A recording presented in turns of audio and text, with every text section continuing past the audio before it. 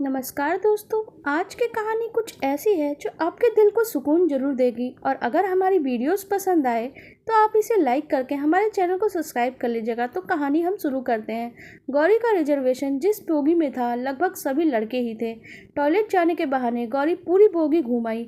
मुश्किल से 2 या 3 औरतें होंगी। मन अनजाने भय से काँप सा गया। रात्रि का समय था और बीच के स्टेशन पर यात्रियों की संख्या बढ़ रही थी और घट भी रही थी। गौरी पहली बार रात्रि में अकेली सफर कर रही थी, इसलिए पहले से ही घबराई हुई थी। अतः खुद को सहज रखने के लिए चुपचाप अपनी सीट पर बैठ के मोबाइल देखने लगी। नवयुवकों का झुंड जो शायद किसी कैंप जा रहे थे कि हंसी मजाक चुटकुले उसकी हिम्मत को और भी तोड़ रहे थे। गौरी भय और घबराहट के बीच इस अनजानी रात को धीरे धीरे बिताने लगी। सहसा सामने की सीट पर बैठे लड़के ने मौन भंग किया। हेलो, मैं साकेत। और आप? भय से पीली पड़ चुकी गौरी ने कहा, जी मैं। कोई बात नहीं, नाम मत बताइए। वैसे कहाँ जा रही हैं आप? गौरी ने धीरे से कहा, वाराणसी। अच्छा, क्या आप भी वाराणसी से हैं? मेरा तो यहाँ ननिहाल है। इस रिश्ते से तो आप मेरी बहन लगती हैं। खुश होते हुए साकेत ने कहा। फिर वाराणसी की प्रशंसा चालू हो गई।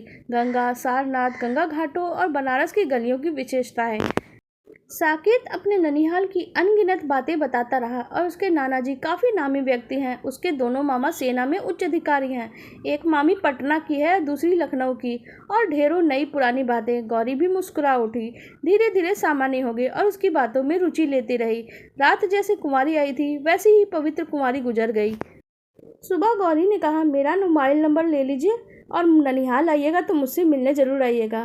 कैसा ननिहाल बहन? वो तो मैंने आपको डरते हुए देखा तो झूठ मूठ के रिश्ते करते रहा। मैं तो पहले कभी वाराणसी आया ही नहीं। क्या?